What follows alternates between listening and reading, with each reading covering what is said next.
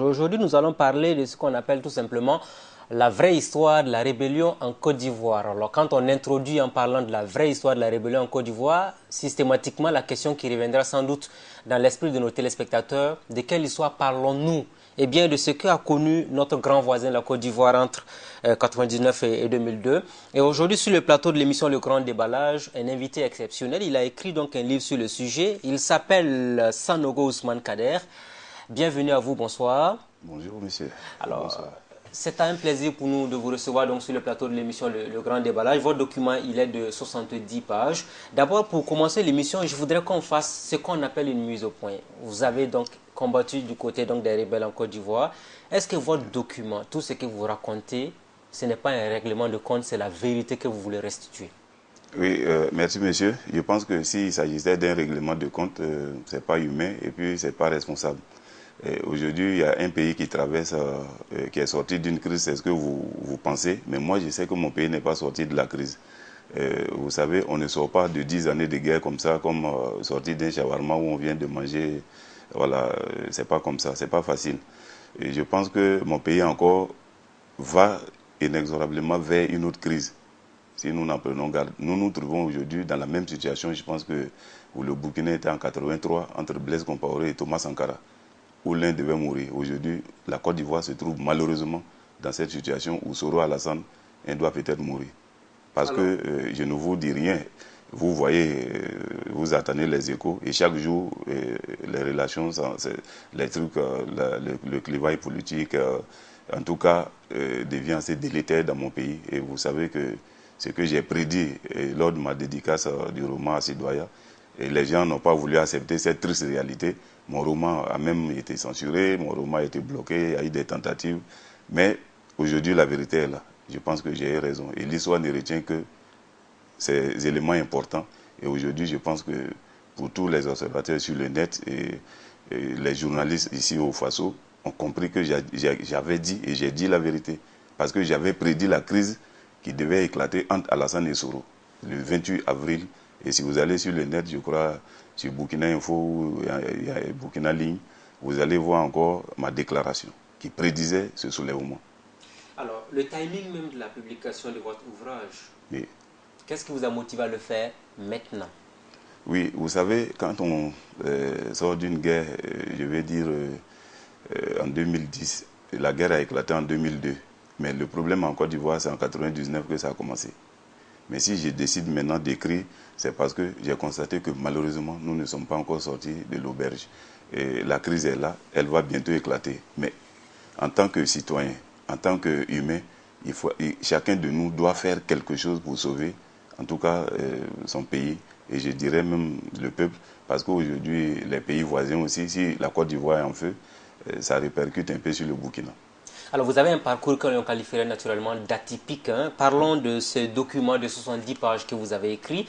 Alors, on voit les images les plus importantes de la Côte d'Ivoire: Alassane Ouattara, Guillaume Soro, Laurent Gbagbo, Ibrahim Koulibaly, Henri Konan Bédié, et vous mettez la difficile succession d'Alassane Ouattara. Je voudrais qu'on parle de la genèse même de la crise liée donc à la rébellion en Côte d'Ivoire. Comment vous êtes arrivé dans la rébellion en Côte d'Ivoire? Et je dirais même que je suis le père de la rébellion sans en tout cas être prétentieux. Je vous explique pourquoi. J'ai été le premier citoyen sur Terre, Alassane Ouattara le sait. Je sais que votre émission, votre chaîne est regardée à travers le monde. Et ce que je vais vous dire va vous étonner. Mais je suis le premier être sur la Terre qui a proposé à Alassane de créer une rébellion. Alassane a refoulé l'idée. Parce que je Et lui ai c'était en dit, quelle année? et c'était précisément le 17 avril 2000, quand Alassane me recevait. Il m'a reçu pour 1 heure et demie. Donc ceux qui disent qu'Alassane a créé la rébellion, c'est des affabulateurs.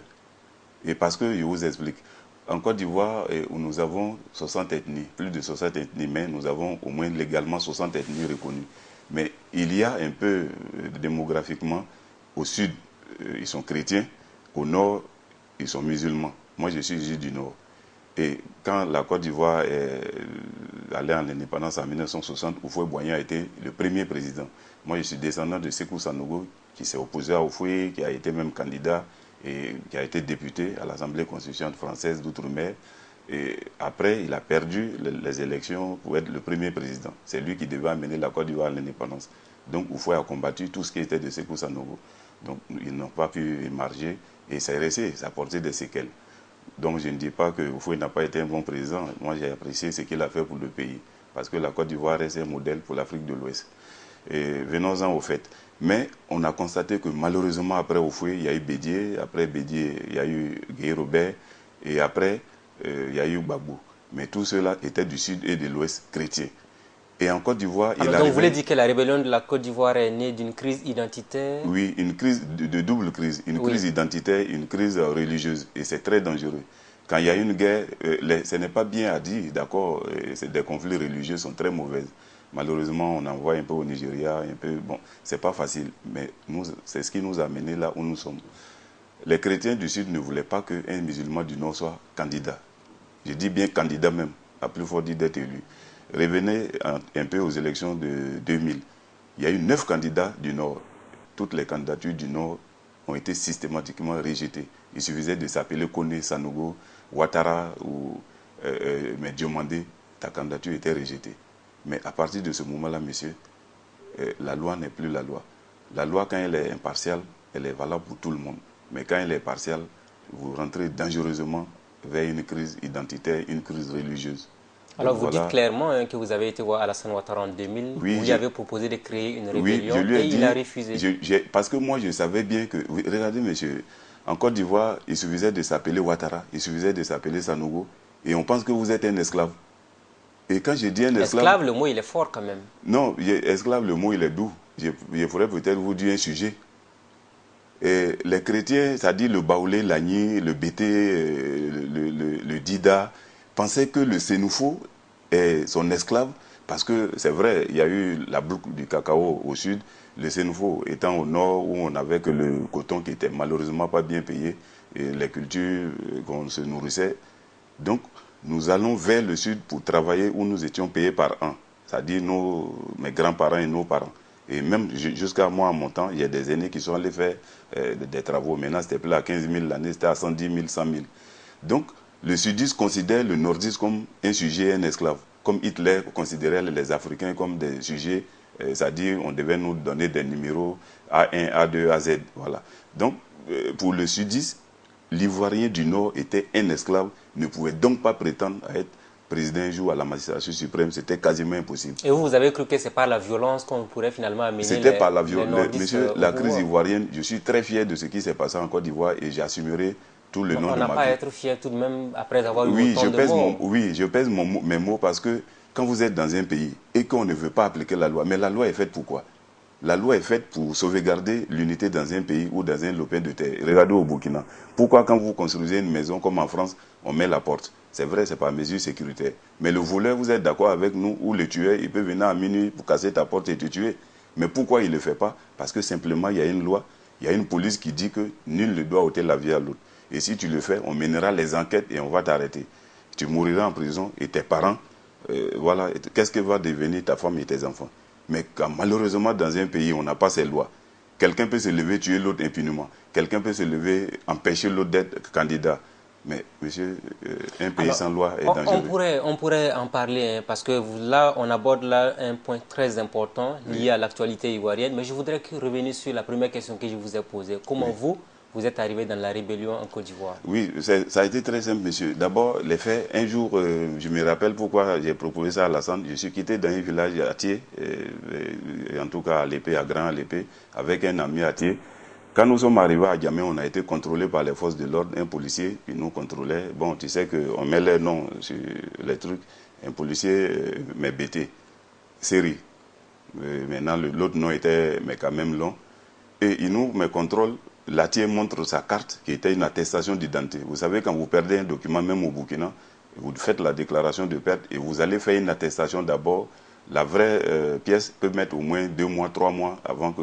Ce document vous permet naturellement de circuler. Et l'autre, il a la carte d'identité originale du pays, du Faso. C'est comme quelqu'un venait de Bobo-Dioulasso et l'autre de Ouaga, Moré et Dioula. Et le policier s'énerve, dès qu'il a pris ma pièce, il dit oui, ce sont les envahisseurs là, c'est vous qui venez, qui voulez prendre notre pays. Mais à partir de ce moment-là, en 1999, Alassane avait déjà fait irruption sur la scène politique en 1994, 1995, en créant son parti, bien étant au FMI. Donc, il suffisait de s'appeler Sanogo, Koulibaly, Touré. tu étais traité systématiquement d'étranger, de Burkinabé, de Malien, et tu étais traité comme tel. On pouvait te fouiller et puis t'enlever, même si tu as 500 000, sur toi 300 000, on t'enlève, on te bastonne et puis voilà, va te plaindre où tu veux. Donc, quand j'ai compris ça, j'ai compris que jamais nous ne pouvons être candidats si nous ne prenons pas les armes. Et vous êtes d'accord avec moi, quand nous avons créé cette rébellion avec IB, et quand nous avons combattu pour qu'Alassane soit candidat, il a fallu au moins 12 rencontres de sommets, de crises. On a commencé par le Sénégal, on est allé au Ghana, du Ghana on est allé à Marcoussis. Ce n'est qu'en Afrique du Sud que Gbagbo a accepté la candidature d'Alassane exceptionnellement, qu'il pouvait se présenter uniquement aux élections de 2010. S'il échouait, ça dit la loi ne le permettait plus d'être candidat. Mais écoutez, et j'avais dit ça à Alassane, j'ai dit qu'il aura, la crise aura, moi j'ai eu la chance d'avoir des connaissances. Nous sommes africains.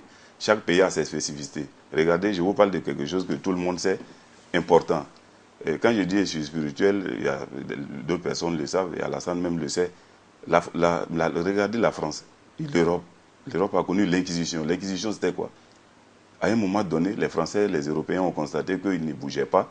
Ils ont décidé de tuer les sorciers. Et il y a eu l'Inquisition où on a mis à mort tous ceux qui étaient sorciers. C'est vrai, il y a eu des innocents qu'on a tués, mais ce n'est qu'après le XVIIIe siècle que l'Europe a décollé. Et il y a eu un savant qui a créé d'abord le bateau, le moteur du bateau, et ensuite il y a eu l'avion, il y a eu aux États-Unis, c'est vrai, ainsi de suite. Alors, non, c'est important. Oui, allez-y, je vous écoute. L'Inquisition a permis à l'Europe de décoller. Donc chez nous, ici, il y avait, moi il y a eu la chance de rencontrer quelqu'un, les gens disaient que c'est un waliou, un musulman, un prédicateur. Moi je ne le suis pas, c'est lui que j'ai rencontré. Mais lui il m'a dit qu'il était un ange, il m'avait prédit toute cette crise que nous avons vécue en Côte d'Ivoire. Et nous allons arriver à une crise identitaire et ethnocentriste parce que c'était inévitable. C'est pourquoi je l'ai proposé à Alassane. J'ai dit que d'abord nous allons combattre pour que tu sois candidat. Et quand tu seras élu, Gbagbo va dire qu'il a gagné, qu'il ne va pas quitter le fauteuil. Toi, tu vas dire que tu as gagné. Il aura une autre crise. Et avant, c'est la force qui va te permettre de t'asseoir sur ce fauteuil. Alors, avant de continuer votre narration, il est important de préciser, vous et Alassane Ouattara, qu'est-ce qui vous lie pour que vous ayez cette facilité pour lui raconter tout ça? Non, il n'y a pas eu de facilité. Moi, je n'ai pas rencontré Alassane facilement parce que je savais qu'Alassane allait venir au pouvoir par quelqu'un que tout le monde prédisait qui était son ennemi. Donc, en Côte d'Ivoire, il n'y avait que deux. Il y avait quelqu'un qui a trahi Alassane qui était Adama Coulibaly parce qu'il est rentré au gouvernement de Bédié en 99. C'était passé en février 1999 et il y a eu le coup d'État en décembre. Vous comprenez? Et Alassane m'a reçu en avril 2000. Il vous a reçu en tant que qui? Il vous a reçu vous? Non, il m'a reçu en tant que spirituel. J'en viens. Je suis allé voir, j'avais mon frère, mon cousin qui travaillait avec le ministre Adama Coulibaly. Je suis passé par lui pour l'expliquer. Il dit, ah, j'ai une vision que Dieu a permis que je vois. Bon, par un ange, il dit que voilà, Alassane sera présent, mais en 2010, que c'est Gbagbo qui sera présent pour 10 ans. Et après, Alassane va venir. Mais voilà, voilà. Et c'est comme ça, le ministre m'a introduit auprès d'Alassane. Alassane me recevait avec le ministre et mon cousin. Il est toujours vivant. Le ministre, ça veut dire que les témoignages sont là. Oui, tout ce Adama que vous est vivant. Ouais, bien sûr, et après, dis, Alassane a demandé à me recevoir en aparté. Nous sommes restés deux. Et je lui ai relaté tout ce qu'il savait à venir. Et heureusement, bon, Alassane n'a pas quand même accepté ma proposition de créer cette révolution. Et j'en ai discuté après avec IB. Et j'ai dit aujourd'hui, je peux l'affirmer ici, c'est moi qui ai proposé à IB que nous n'avons aucune autre sortie, aucune autre issue en Côte d'Ivoire sans les armes. IB m'a dit, bon, je lui ai expliqué ce que j'ai vécu. Il dit, si c'est ça, lui, il est prêt. Parce qu'il avait trop de déboires après le coup d'État de 99. IB a conduit qu'il était écarté du groupe petit à petit par Bouka Yapi et Gueye Robert, que Gueye veut être candidat. Que ce que je dis est tellement vrai. Mais comment il allait procéder, il va réfléchir. C'est ainsi qu'il a réfléchi. Il avait un émissaire, un ami dans l'armée burkinabé qu'il a introduit près de Blaise. Donc, IB était d'abord venu au Burkina un week-end, il a croisé le président, il est reparti en Côte d'Ivoire. Et quand Gueye l'a affecté à Ottawa, il prend l'avion, il descend en France, il ne prend plus le vol qui lui permet de rallier les États-Unis. Il prend un vol, il vient au Burkina. Alors, et voilà comment va naître la rébellion. Alors, donc ça veut dire qu'il y a eu des contacts à Ouagadougou et en Europe donc, pour que la rébellion puisse voir le jour. Oui. Il est important de préciser à cette étape de votre intervention qui et qui ont constitué le premier noyau de la rébellion en Côte d'Ivoire. Le premier noyau de la rébellion en Côte d'Ivoire, vous vous demandez qui a créé ou bien le premier noyau sur le terrain. Le premier vrai noyau, parce que vous avez dit que vous avez proposé à Alassane Ouattara en 2000 de créer une rébellion. Il n'a pas accepté cette idée, Oui. mais quelques semaines plus tard, la rébellion a fini par voir le jour. Oui, la rébellion est née sous la conduite d'Ibrahim Koulibaly, dit IB Major. Qui n'est Il n'y a plus pas de ce deux monde. pères, oui, il n'y a pas deux pères de cette révolution. Dans tous les cas, vous ne me connaissez pas, c'est pas aujourd'hui, mais vous avez toujours entendu ce nom. Et sous d'autres, peut-être, prononciations, certains ont dit, même quand il quittait Ouaga et il se fait arrêter en France, les médias en ont parlé, les gens marchaient en Côte d'Ivoire pour qu'il soit libéré. RFI est revenu largement qu'il avait fait le coup d'État de 99, etc. Mais on ne peut pas faire tout ça et ne pas pouvoir créer une rébellion. Donc j'affirme ici que Soro n'est pas le créateur de cette rébellion. Mais comment Soro est arrivé finalement à être le premier responsable de cette rébellion à un moment donné de l'histoire? IB cherchait des gens qui pouvaient être capables de mener ce combat. Donc, et vous savez, aujourd'hui, on ne peut pas mener une guerre avec les armes seulement. Il faut une guerre médiatique. Donc, il fallait quelqu'un pour jouer ce rôle, c'était Soro. Donc, il a réfléchi, il dit, voilà un jeune qui a été président des choses du syndicat étudiantin, la FESI, qui pouvait, il a contacté Soro, Soro a donné son OK. Et Soro était très bien. Moi, j'ai dit à IB, Soro, il est bien, mais attention, il doit avoir des ambitions. Il dit non, il est jeune et puis il ne peut pas, que peut-être que s'il trouve à manger, voilà, le reste, il va se taire, qu'il va mener le combat après nous, après Alassane, et que voilà, il pourra un jour avoir des ambitions, mais il ne le pense pas. Dans votre document, vous revenez également sur le financement de la rébellion en Côte d'Ivoire. Qui a financé la rébellion en Côte d'Ivoire? L'armement transitait par quel pays? Parce qu'à un moment donné, le Burkina avait été cité aussi. Oui, monsieur, oui, il a déjà largement expliqué. La rébellion a été financée que par Kadhafi. Il n'y a pas de financement. Mohamed Kadhafi. Oui, la France n'a pas financé cette rébellion, ni Alassane Ouattara, ni Gbagbo, ni Bédié, comme Sidiki Konaté l'a affirmé. C'est de la fabulation. Vous savez, nos frères rebelles, ils ne disent pas la vérité. Je parle de Guillaume Soro et sa troupe. Tout ce que je connais d'eux, c'est des menteurs et des voleurs. Je précise, je pèse mes mots. Être un révolutionnaire n'est pas de s'enrichir. Ils pourront vous poursuivre, hein, parce que si vous les accusez de menteurs... Ils ne pourront pas me poursuivre parce que je vais vous donner des preuves ici. C'est eux-mêmes qui ont intérêt à la fermer. Quand on casse une BCAO, c'est l'argent du contribuable. Le Burkina Faso n'a pas de l'argent à la BCAO. Tous les pays de l'UEMOA n'ont pas de l'argent là-bas. Mais vous avez appris que les BCAO de Mans, de Korogo et de Boaké ont été cassés, monsieur. Quand on mène une révolution, ce n'est pas de cette manière. Je peux vous citer des révolutions qui n'ont pas eu besoin de cet argent pour mener leur combat. Il y a eu le Che qui a créé la rébellion. La révolution qu'on parle a été initiée par le Che Guevara. Il cassait les banques du contribuable, monsieur. Je vous dirais non. Après ça, on a connu des révolutions. Il y en a eu au Soudan. Il y a eu des révolutions au Tchad. On a eu au Niger. Mais non, monsieur, ces révolutions, même au Nigeria. La révolution a été dévoyée selon vous? La révolution a été dévoyée. Quand on prend, et regardez, et je précise mes mots, quand je vous dis qu'ils ne pourront pas me poursuivre, voilà Alain Lobognon qui s'est illustré étant ministre d'État, monsieur. Et ministre en Côte d'Ivoire, s'il vous plaît. Mais Alain Lobognon m'a reçu, comme ça, arrêté à sa porte. Je suis venu le voir pour me donner 2 billets pour aller regarder la finale du match Côte d'Ivoire, et en tout cas en Guinée équatoriale, parce que je savais qu'on allait remporter cette coupe. Donc j'arrive, on a travaillé ensemble dans la rébellion, il me connaît très bien, on s'est séparés à 23h. Et il devait même me nommer son conseiller après. Il m'a reproché le fait quand je suis rentré d'une mission du Burkina et je ne suis pas allé au Golfe rester là-bas. Mais au Golfe, il n'y avait plus de place. J'étais déjà fatigué, épuisé mentalement. Si j'arrivais là-bas avec le froid, je pouvais prendre un coup et mourir. Donc je suis rentré chez moi. Pour lui, comme je ne suis pas allé au Golfe, il ne fallait pas me nommer. Et puis j'étais là le jour que Gbagbo prêtait serment. Moi, je suis un fonctionnaire d'État.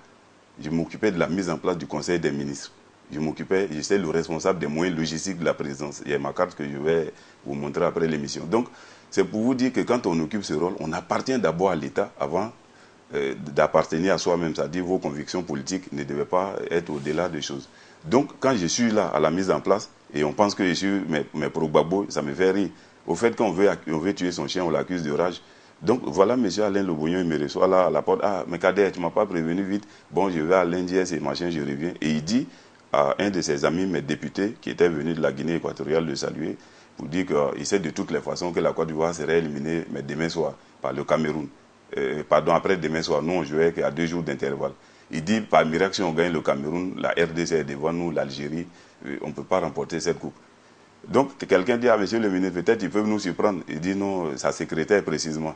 Il répond que non, que ceux-là, c'est quand on compte sur eux, ils coupent ton cœur. Moi, je ne me mets pas dans cette maladie-là. Un ministre de sport qui sait que son équipe ne peut pas remporter une coupe, mais tu n'engages pas l'équipe, monsieur. Donc c'est à partir de ce moment, quand Alain est revenu le lendemain de la Guinée équatoriale, il a commencé à puiser dans les caisses, c'est-à-dire du trésor, l'argent que les 4 milliards qu'Alassane avait alloués à la coupe. Parce que si les éléphants perdaient, le peuple ivoirien allait être fâché, personne n'allait me demander compte et il allait bouffer cet argent. Donc j'ai dit que les Soro, le groupe Soro et sa bande ne sont qu'une bande de voleurs. Même Alain, nommé ministre, l'a prouvé au monde entier. Les banques ont été cassées par les gens de Soro, Ouattara et autres. Et il faut qu'on nous le rende cet argent, monsieur. Ok.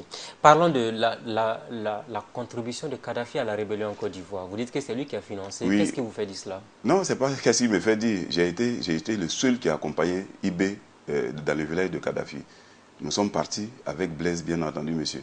C'est Blaise qui a été votre intermédiaire auprès de Kadhafi. Auprès de Kadhafi. Il nous a reçus dans son village et sous un tank.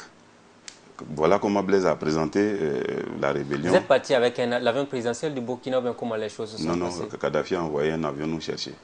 Et l'avion, vous êtes allé trouver Blaise là-bas ou bien vous êtes parti avec le président Compaoré à partir de Ouagadougou? Non, nous ne sommes pas, comment dirais, bien entendu, partis avec le président. Nous sommes partis dans un avion IB et moi.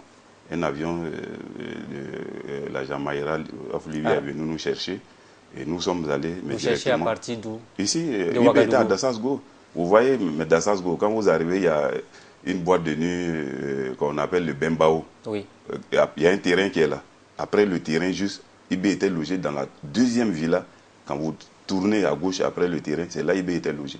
C'est après, voilà, on a changé de truc. Et c'est de cette villa-là que IB est parti en France où il a été arrêté plus tard. Donc c'est de là, nous sommes venus, Gibril Bassolé, qui a mes coordonnées, tout, qui a ficelé. Et après, Diendéré nous a reçus et tout, et nous sommes partis.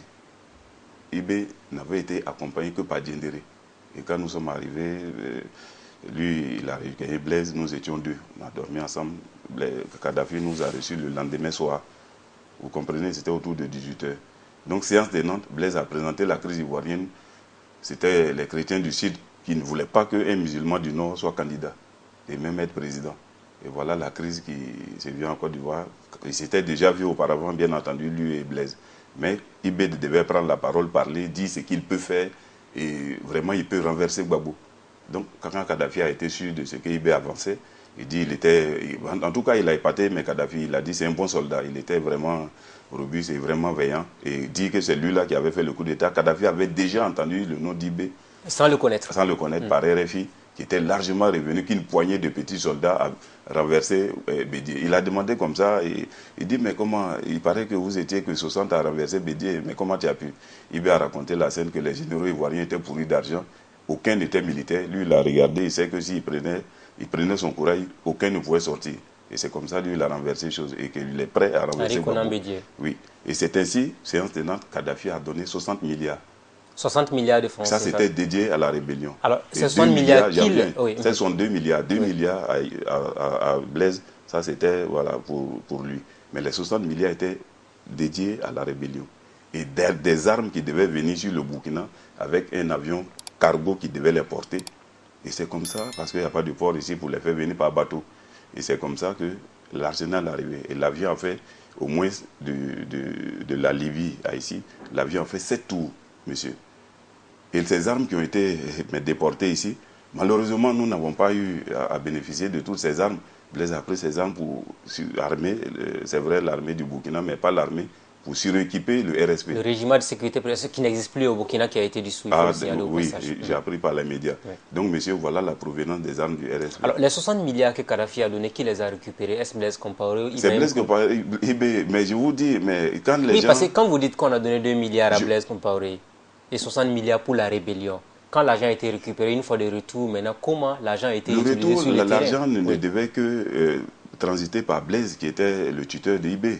Et puis, mais progressivement, il gérait voilà, la chose pour que ce soit bien fait. Mais malheureusement, arrivé ici, Blaise n'a donné que 2 milliards à IB pour commencer.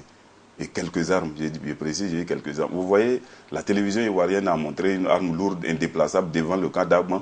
Et pour dire que la Côte d'Ivoire est attaquée par un pays étranger, et que voilà, cette arme-là, cette arme lourde-là ne pouvait pas provenir d'une rébellion, que c'est un pays vraiment qui les attaque. Et il y avait la deuxième arme lourde comme ça, était à Boaké pour déloger le cas Génie, pour prendre le cas Génie. Et la troisième était devant la BAE, un camp réputé proche pour Gbagbo, des extrémistes durs. Donc voilà les 3 armes lourdes qu'on a reçues. Alors il y a eu des centaines. Donc vous voyez, quand, sinon si on avait tout l'arsenal que Kadhafi a donné, mais Gbagbo tombait la même nuit ou la même semaine. Mais quand on n'a pas reçu toutes les armes, et Blaise nous dit, si on prend un camp, on prend les armes, on récupère, au fur et à mesure, on devait combattre. Donc ça a rallongé la crise. Voilà comment Gbagbo n'a pas été renversé la même nuit, monsieur. Alors, vous avez dit qu'on vous a remis que 2 milliards de retour donc, à Ouagadougou oui. pour que vous puissiez continuer donc, à mener la lutte sur le terrain. Concrètement, les armes que vous avez reçues, comment vous les avez utilisées sur le terrain? Parce qu'apparemment, vous avez été trahi par Blaise Compaoré une fois après avoir quitté Kadhafi. Oui, et c'est là qu'est née la pomme de discorde entre Blaise et IB. Parce que quand les armes ont été bloquées, on a donné une infime partie. Et les 60 premiers chefs de groupes rebelles qui sont rentrés ont eu des armes pleines de bâchés, pick-up. Là, c'était des Kalachnikov, AA-52, des 12-7 RPG, les roquettes, donc, mais qui n'étaient pas en nombre suffisant.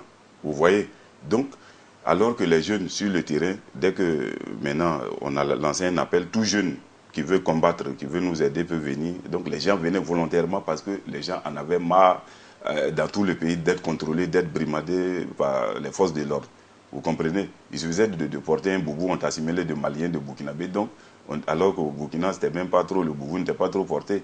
Et ce qui me fait rire, et tous ces gens-là, Gbagbo a été aidé à l'époque par le Burkina pour pouvoir aller en France et un jour être présent en Côte d'Ivoire. Mais une fois au sommet de l'État, il brimait. C'est vrai qu'il fait partie des acteurs politiques ivoiriens qui a trouvé refuge au Burkina Faso ici. Oui, et chose que moi-même, je n'ai pas encore reçue. Donc, c'est pour vous dire quoi, dans la vie, chacun a sa chance, bien que le ministre de l'Intérieur, de chez vous, Alpha Barry, il est de mon village, Niakara. Oui, il a fait la Côte d'Ivoire. Ministre des Affaires étrangères. Oui, le ministre des Affaires étrangères. Bon, j'ai écrit, demandé une demande d'asile parce que vu ce qu'il a fait, il y avait besoin un peu de couverture sécuritaire.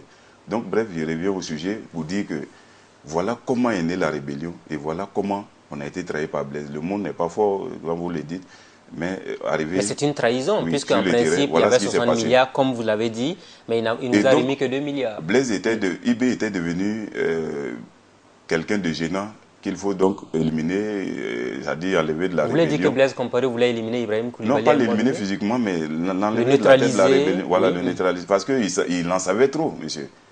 Quand on vous donne quelque chose et que vous voulez bloquer tout cet argent, et lui qui est le témoin, vous faites quoi?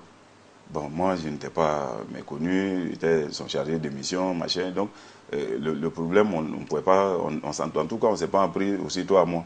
Et quand j'ai observé les choses, à un moment, m'est donné, Blaise a fait croire à Bibé que le terrain est prêt.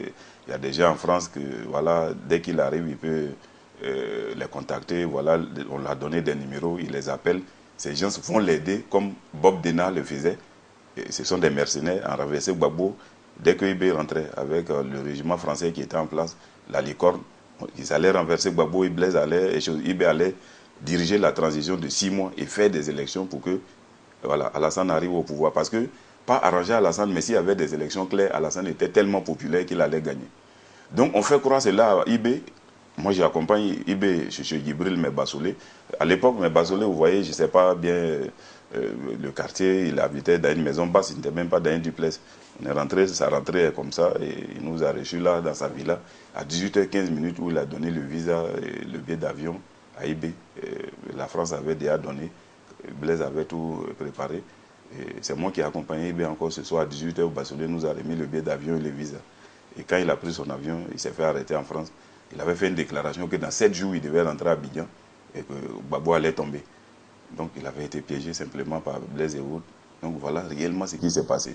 Entre-temps, dès que la guerre a éclaté sur le terrain, Gbagbo, quand il a filmé ses armes, que je vous ai dit que Kadhafi nous a donné ses armes lourdes, indéplaçables, quand on a frappé, que vous gagnez ou pas, si vous gagnez c'est bien, là vous récupérez vos armes.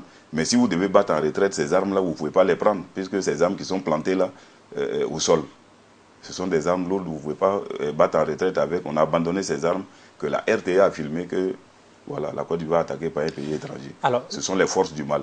À partir de ce moment-là, Gbagbo a demandé à la France que les accords rentrent en application ou si la Côte d'Ivoire est attaquée, la France doit intervenir pour voilà. Donc Soro Ibé dit à Soro de faire la déclaration, parce que là, vous n'êtes pas qu'on dise que nous sommes étrangers, de dire au monde, aux yeux du monde entier que c'est des Ivoiriens, et c'est lui, Soro, qui est le secrétaire et porte-parole, pardon, le porte-parole de, comment dirais-je, la rébellion. Il n'y avait pas de secrétaire, je précise. Et Soro fait la déclaration, il ajoute à la fin de la déclaration qu'il est le...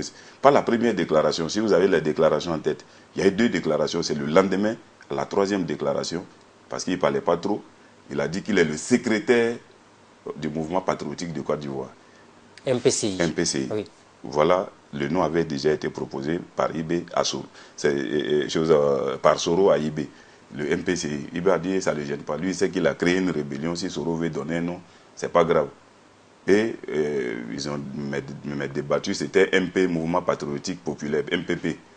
C'est Ibé qui a donné le CI, MPCI. Sinon, Soro avait proposé MPP.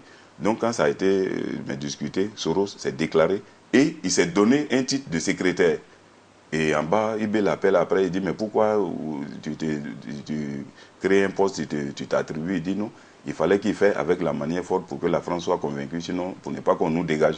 Et c'est là, la France ne nous a pas dégagés. Alors, la rébellion a duré en Côte d'Ivoire, la partition du pays est intervenue, une partie était donc sous le contrôle des rebelles, les forces nouvelles, pour faire plus simple, jusqu'à ce que finalement... Ce n'est qu'après Makoussi qu'on a donné cette connotation force nouvelle. Tout pour à dire fait. que nous n'étions pas rebelles, nous allons rentrer, mais discuter voilà, avec les autorités en place. Alors finalement, on se rappelle encore de ce poste obtenu par Guillaume Soro. Depuis lors, apparemment, les rangs se sont dispersés puisque certains ont été récompensés, d'autres pas. Vous étiez à quel niveau quand les récompenses politiques ont commencé? Non, moi j'étais, d'abord moi je me considérais plus, si tu me vois aujourd'hui, c'est pas de gaieté de cœur j'ai écrit ce roman. Moi mon rôle était, je devais être tapis dans l'ombre, ne pas sortir ma tête, ne jamais me faire montrer. Mais quand je vois que malheureusement la lutte a été dévoyée, et on ment aux gens. Il y a eu 4 personnes qui ont écrit sur la crise ivoirienne. Il y a eu Tubis Kofi, il y a eu Venance Kona, il y a eu Charles Blé Goudé. Aucun ne connaît la vérité de la rébellion. Il y a eu Soro Guillaume qui a écrit, mais il a menti aux gens. Et il y a eu le président des journalistes en Côte d'Ivoire, Moussa Traoré, je crois son nom, qui a écrit, mais lui c'est un livre témoignage, à partir de témoignages. Là, lui, je ne l'en veux pas, il a écrit, il s'est efforcé pour faire comprendre certaines choses aux gens. Donc, ce roman ne contient que la vérité. La vérité, là, elle est unique. Et vous dis, monsieur, quelqu'un peut dire ce qu'il veut, mais la vérité d'une histoire, elle est unique. Donc, c'est Soro, à un moment, m'a donné, je l'ai dit dans une interview ici accordée à votre chaîne de télé, c'est Soro qui a fait former un collège de 8 marabouts, venu flatter Ibé qu'il était présidentiel, et ils sont rentrés dans la calwa qui dirait 40 jours. Au sortir, Dieu leur a dit que c'est Ibé qui doit être président. À partir de ce moment, Ibé ne luttait plus pour faire des élections claires pour que Alassane gagne. Mais je vous dis, à partir de ce moment, même si Ibé renversait le pouvoir en place et qu'il organisait des élections, il allait l'être que pour gagner. Et Alassane ne pouvait plus gagner. Or qu'au début, il voulait les organiser que le meilleur gagne. Et tout le monde savait en Côte d'Ivoire le meilleur était Alassane. Les gens du FPI même savent que leur leader était impopulaire. Gbagbo arrivé au pouvoir sans chose militant. C'est les armes de la gendarmerie qui a fait porter Gbagbo au pouvoir. Alors, et une fois arrivé, non, c'est un éclairci important, une fois arrivé au pouvoir, avec l'argent de l'État, Gbagbo a fait accroître sa popularité. Il avait des gens maintenant.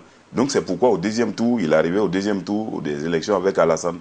Sinon, s'il y avait une élection en 95 ou 2000, Alassane Gbagbo Bédié, Alassane passait au premier tour avec plus de 70%, monsieur. Alors, on sait également que quand Alassane Ouattara, sa candidature a été validée, il a fallu qu'on mène une offensive donc, sur Abidjan parce que Laurent Gbagbo n'avait pas reconnu sa défaite. Oui. Vous étiez où pendant cette offensive sur Abidjan? Moi, j'étais là, moi j'étais à la maison parce que à partir de 2006, j'ai démissionné de la présidence. Parce que quand, moi, après les accords de Marcoussi, Soro a voulu que je sois à la primature avec lui. Quand il a été nommé Premier ministre, ce que j'ai refusé. Il dit non, on ne peut pas tous se condenser auprès de toi.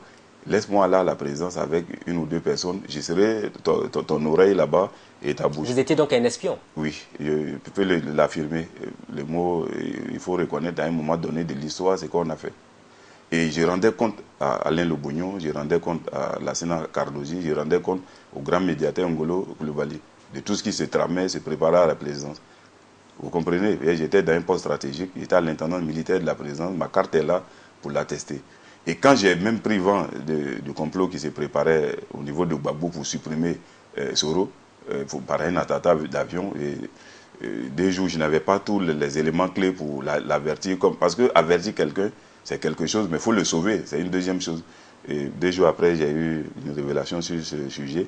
Donc j'ai écrit à Soro, j'ai expliqué ce qui se tramait avec tous les détails. Et je lui ai dit, voilà ce qui peut te sauver. Et dès maintenant, si tu prends un avion, ne reste jamais à la classe affaires et business, replie-toi à la classe économique derrière, parce qu'ils vont allumer l'avion. Et c'est comme ça, il m'a reçu le lendemain à 15h, et après, voilà, tout était mécalé. Mais ça ne m'a pas plu que Soro ait sacrifié sa garde rapprochée, parce qu'il savait le premier avion qu'il devait prendre devait être allumé.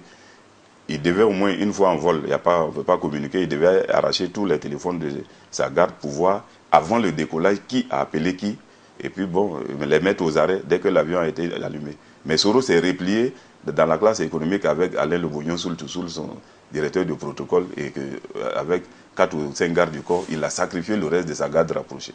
C'est moi qui l'ai sauvé à l'attentat d'avion, il n'y a pas deux personnes. Et est-ce qu'il vous a reconnu cela? Non, Soro m'a reçu, il dit, bon, vraiment, Kader, merci beaucoup, mais grâce à toi, sinon on allait me tuer. Et Blas Laurent Et vous a donné de l'argent peut-être pour ça? Non, pour ça, après, par Cardozy, il m'a remis 2 millions pour dire que, comme je viens à pied au travail, de m'acheter une voiture, parce que je n'ai rien volé dans la rébellion. Ça, c'est un pas important. Je préfère mourir pauvre que vraiment de... Pour vous, c'était un combat noble qu'il fallait mener pour sauver? Oui, quand je le dis, regarde la rébellion au temps d'Ibrahim Koulibaly. On a juré sur le Coran ici d'Aouaga avant d'aller en Côte d'Ivoire. Et si un soldat s'amuse à voler quelque chose d'un civil, on te met au poteau, on te fusille. Donc la règle numéro 1, c'est de ne pas voler. Mais quand Soro a pris les devants de la rébellion, on a cassé toutes les banques, les petites banques, BIAO, SGBCI, etc. Et après, il y a eu les braquages, on a commencé à braquer les coupeurs de route. Et regardez les cas ici du Burkina, TCV et autres. Et quand ils vont en Côte d'Ivoire, arriver à Ouangolo, on les escorte. Il y a des gens qui rentrent, ils montent pour escorter le cas jusqu'à Bouaké. Les coupeurs de route sont entre la frontière jusqu'à Bouaké. Pourquoi? C'est nos frères du Nord, là, les anciens rebelles là, que Soro a initiés au vol. Et voilà, quand aujourd'hui, ils ont fini de hier, quand ils ont fini de braquer les petites banques, ils se sont empruntés à la BCAO. Et ils ont cassé. Il y a certains qui ont eu 100 millions, d'autres 400 millions, les chefs de guerre, d'autres ont eu des milliards, 15 milliards, 10 milliards et autres. Ils se sont enrichis et ils sont là et on n'en parle pas. Donc, mais moi, ce n'était pas l'objectif. Le jour qu'on venait, on arrivait de la Libye, quand il a reçu les 2 milliards, il m'a demandé, mais Kader, tu as besoin de combien? Je lui ai dit, j'ai besoin de rien. Et je ne prendrai pas un centime de cet argent. Moi, quand on va mener le combat sur le terrain et le jour Alassane sera candidat et va gagner, va s'asseoir, moi, mon combat est gagné. Parce que je sais que s'il y a une élection transparente, je ne combattais pas forcément pour Alassane, mais pour la cause, parce que tous les candidats du Nord ont été rejetés. Moi, je suis du Nord. Et celui qui pouvait même gagner, c'est-à-dire c'était le porte-drapeau, l'espoir du Nord, a été rejeté. Donc, c'est comme si chez nous, en pays, c'est une fois, on dit quand tu portes un sac et qu'on tape le sac, il ne faut pas dire que c'est le sac qu'ils ont tapé, c'est toi. Okay. Donc, je me suis senti concerné dès qu'on a rejeté la candidature d'Adou. Revenons sur les élections présidentielles de 2010 en Côte d'Ivoire. Il y a eu donc une élection. Alassane Ouattara a été déclaré vainqueur. Laurent Gbagbo n'a pas reconnu sa défaite. Il y a eu donc cette guerre ouverte qui a fait 3000 morts en Côte d'Ivoire jusqu'à la chute de Laurent Gbagbo. Est-ce que vous savez les péripéties dans lesquelles Laurent Gbagbo a été renversé? Est-ce que la France a beaucoup contribué? Est-ce que les rebelles ivoiriens pouvaient véritablement renverser Laurent Gbagbo? Non, moi, voilà une question très importante que vous pouvez poser, monsieur le journaliste. Beaucoup de choses se racontent en Côte d'Ivoire. Moi, j'avais dit en son temps à Soro, j'ai dit à Alain Le Bougnon, à Lassina Cardozy et mes proches, j'ai dit que nous ne pouvons pas renverser Gbagbo. Les causes, elles sont deux. Gbagbo était surarmé que nous. Ça, c'est un. Et de deux, nos gens, moi, je ne crois pas à ces gris-gris-là. C'est des choses qu'on porte. Vous en avez porté tout de même? Non, non, je n'ai jamais porté. Moi, j'étais dans l'aile politique, tout comme Soro et Alain Le Bougnon. Alain Le Bougnon a été ministre comme Soro et autres. Il y a d'autres qui ne le sont pas. On n'avait pas lutté pour être tout le monde ministre. Mais aujourd'hui, oui, même si je suis spirituel, je peux être peut-être ministre un jour ou répondre à d'autres préoccupations, d'autres fonctions, où le devoir m'appelle. Il y a des trucs de l'intégration, des chefferies religieuses et tout, et autres là, de l'intégration. Je peux faire quand même pas mal de choses, mais ce n'est pas forcément à cette place que je dois servir, ouais. Où je suis aujourd'hui. À travers ce livre, je contribue à la paix à mon pays. Donc, je dis que voilà, ces trucs-là, je n'y me croyais pas, c'est pourquoi je ne les portais pas. Donc, à un moment donné, quand moi j'étais de l'autre côté, j'ai contribué à ne pas que Soro soit tué. C'est pourquoi Soro a lutté pour qu'il y ait une élection. Et puis là, ne pensez pas que Soro, en organisant cette élection, voulait qu'Alassane gagne ou bien pensait qu'Alassane allait gagner. Soro passait dans sa tête que c'est Gbagbo qui allait les gagner. Puisque Gbagbo a fait 3 sondages qui lui ont dit qu'il va gagner au premier tour. Un sondage a dit seulement qu'il va gagner au deuxième tour. Les deux autres sondages ont dit que Gbagbo gagnait Alassane au premier tour. Mais personne ne croyait encore à Alassane. Même le grand médiateur Ngolo Coulibaly m'a dit Alassane ne peut pas être président. En Côte d'Ivoire, encore les Zemmour Fofana et l'Alain Lobognon, Soro Guillaume et autres. Et même le général Soumaïla Bakaïko Maréchou, il est venu dans mon village, on est venu à faire que pour une mission. Il m'a dit s'il veut être en sécurité, de ne pas parler le nom d'Ado au nord. Mais la rébellion n'a jamais combattu version Soro pour Alassane. Ça, je vous le dis. Okay. Et j'assume, c'est important. Et même aux élections, Soro a voté et son clan pour Gbagbo. Et ils pensaient que cette élection allait entériner le pouvoir de Gbagbo. Alassane allait se taire une fois pour de bon. Et le deal qui était signé entre Soro et Gbagbo, si Gbagbo finissait ses 2 mandats, puisqu'il a été bloqué par la crise, Gbagbo allait changer la constitution pour dire la guerre l'a empêché de gouverner. Il allait faire 2 mandats et passer le relais à son fils Soro. Mais malheureusement pour eux, dans leur plan, c'est Alassane qui allait au deuxième tour. Et comme moi je disais toujours que c'est Alassane qui allait être le président, Soro a viré à 180 à l'heure pour se rallier à Alassane. Voilà ce qui s'est réellement passé. L'offensive sur Abidjan, vous le dites clairement. Oui, l'offensive que la rébellion a faite. N'oubliez pas que le commando invisible créé par IB avait déjà déstabilisé Gbagbo. En 3 mois de combat rude. C'était à Bobo la base du commando. Non, oui, c'était à Bobo. Oui, mais le commando invisible avait fini par prendre tout Abidjan presque, mais ne pouvait pas déloger Gbagbo. Gbagbo était surarmé que nous. Et puis nos jeunes qui comptaient sur leur gris, bien vrai que pour eux ça remontait. Moi je pense que c'est leur courage au combat qui répondait, mais pas ces amulettes. Puisqu'on a vu des gens tomber malgré les amulettes, or qu'ils n'avaient pas fait d'erreur, chercher femmes et voler. Voilà ce que les vieux qui nous donnaient, qui donnaient à ces enfants-là, leur disaient, ne pas chercher femme de quelqu'un, même une jeune fille, pendant la période de combat, et de ne pas voler. Mais les gens de Soro, même pour ceux qui pouvaient croire à ces amulettes, volaient, pillaient les banques, cherchaient les filles. Même Fofié de Korogo a menacé une femme mariée légalement son mari. Il a tiré sur lui, les balles l'ont raté, le type a fui Korogo. C'est comme ça que Fofié s'est marié avec la femme qu'il a aujourd'hui. Okay. Donc, ces gens-là ne pouvaient plus combattre et gagner Gbagbo. Donc j'avais proposé à Soro de voir la licorne s'il y a l'élection, comme il y a eu l'élection et que Ado a gagné, et que je leur avais prédit qu'Ado va gagner, donc de voir la licorne pour nous aider pour l'offensive à Abidjan. Et puis il y avait Wai Jing-Choi aussi qui vous a accompagné, qui était le représentant spécial du secrétaire général de l'ONU à Abidjan. Oui, j'ai écrit une lettre à l'ONU pour les prédire qu'il aura certes une élection, Alassane va gagner, mais Gbagbo ne se lèvera pas, et qu'il aura forcément l'offensive à Abidjan.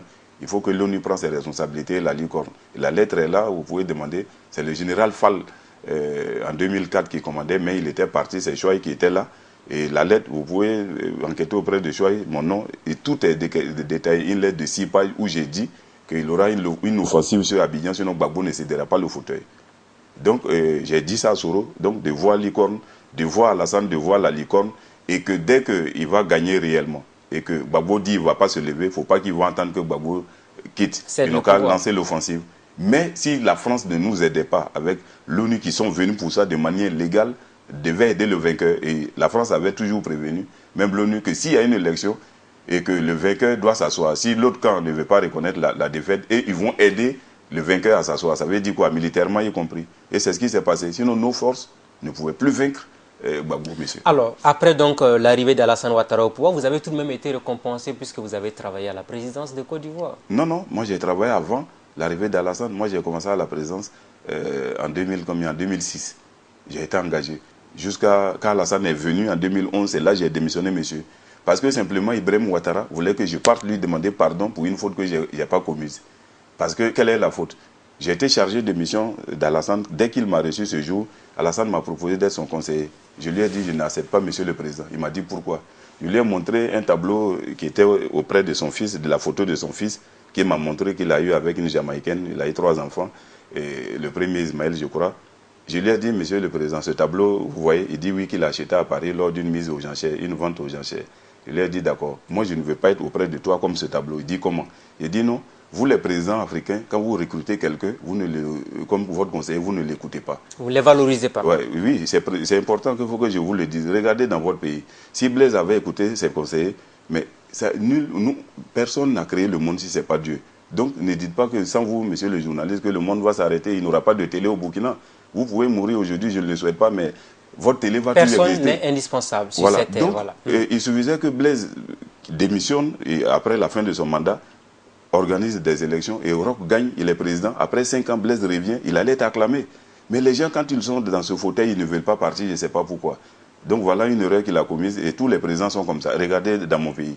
Oufoué n'a jamais quitté son fauteuil, bien que Gbagbo étant candidat, il est mort au trône. Bédié, il a fallu qu'il parte par un coup d'État. Quand Gueye est venu, il dit qu'il va balayer la maison. Quand c'était propre, au lieu de s'asseoir même, il s'est couché.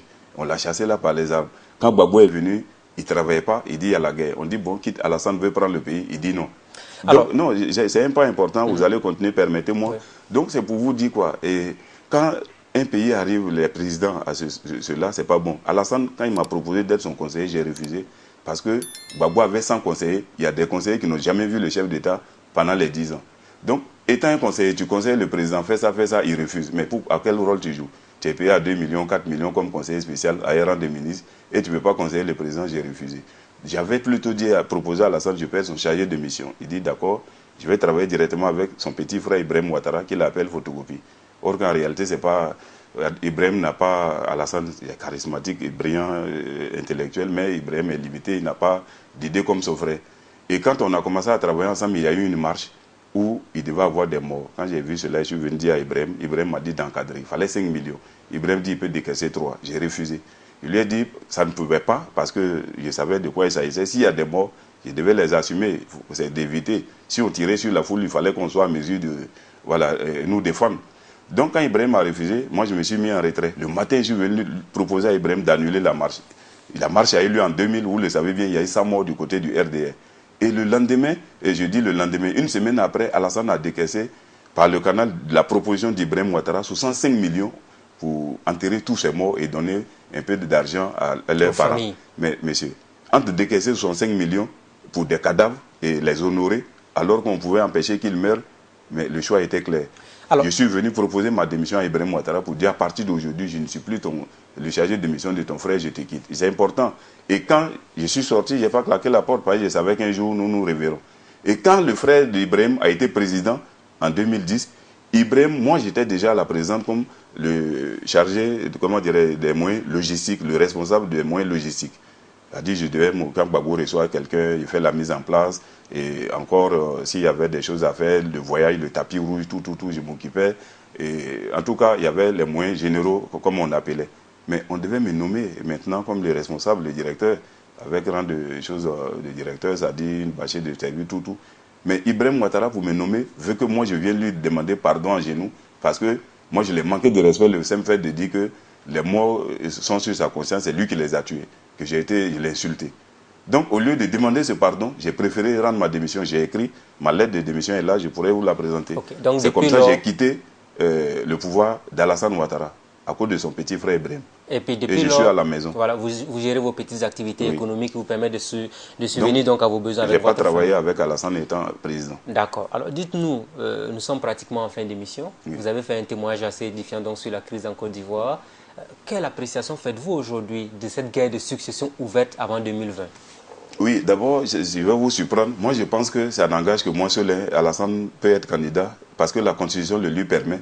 Et les gens, quand on vote une Constitution, il faut l'assumer. Mais il a fait 2 mandats, c'est suffisant, il doit partir. Non, mais je vous dis, au Burkina, pourquoi vous n'avez pas voté la Constitution? Vous êtes allé brûler l'Assemblée. C'est parce que vous ne voulez pas de cette Constitution.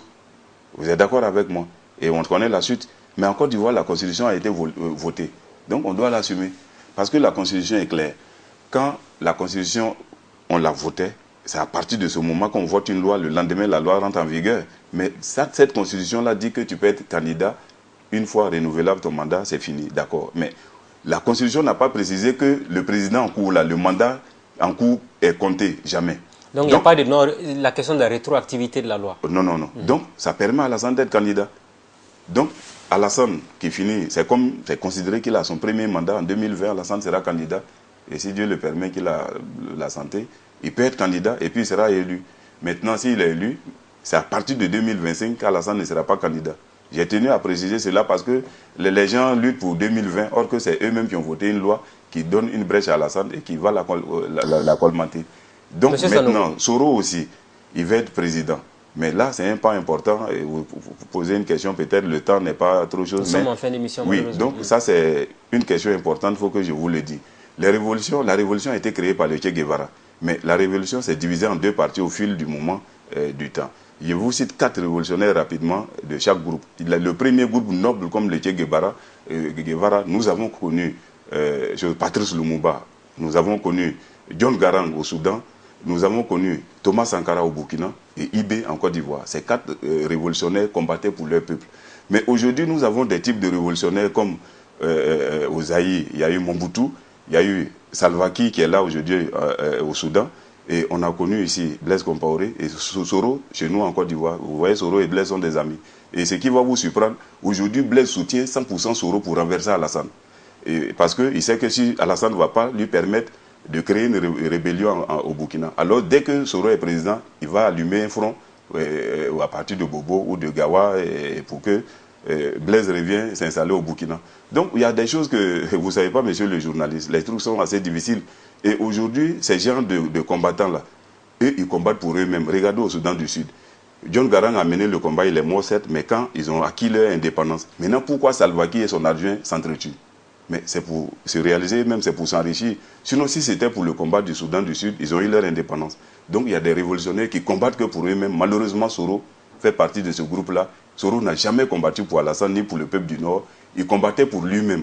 Si la rébellion avait contrôlé Abidjan avant l'élection 2010, Soro allait tuer Alassane et laisser Gbagbo le mettre en prison. Alors, de toute façon, Guillaume Soro, certainement qu'il aura le temps de regarder cette émission ou ses collaborateurs regarderont cette émission. Ils pourront vous demander des comptes sans doute à l'avenir. C'est que je voudrais vous poser... Moi, j'assume et je sais ce que je dis est vrai. D'accord. Je voudrais vous poser une question qui me paraît très, très importante. À cette étape de notre émission, pratiquement, c'est vers la fin. Vous, aujourd'hui, est-ce que vous êtes inquiet pour la Côte d'Ivoire? Je suis très inquiet, mais c'est ce que je suis en train de vous dire, monsieur. Quand on prenait les armes, c'était pour qu'il y ait une justice, une équité en Côte d'Ivoire. Vous comprenez? Que tout le monde puisse être candidat. Mais quand on veut être l'arbitre et partisan, ça dit Soro a été l'arbitre de cette rébellion, et il veut être candidat, c'est que la cause est dévoyée. D'accord, c'est clair. Voilà. Est-ce que vous avez été menacé depuis que vous avez sorti ce document? Est-ce que vous sentez que vous êtes pourchassé, on veut vous éliminer?